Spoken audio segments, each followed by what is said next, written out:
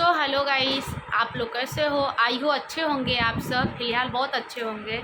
तो चलिए, प्यारे प्यारे हमारे देवर जी और हमारे प्यारे प्यारे ननद जी तो आप सबको लीची ला दिए हैं और खाइए, इंजॉय से खाइए। और हम तो खा ही रहे हैं और हमारे पति देव खूब सारा लाए हैं, खाते रहिए, दबा के खाइए। और खाना है तो आइए आप सब भी खाइए। और देख सकते हैं आम भी लाए हैं, आम का भी वीडियो बनाने के लिए।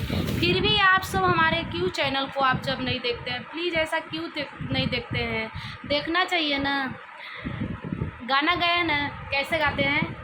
लीची ले लो दे बरू, नीमन से ले लो दे बरू, नहीं तो दूसरा की देंगे।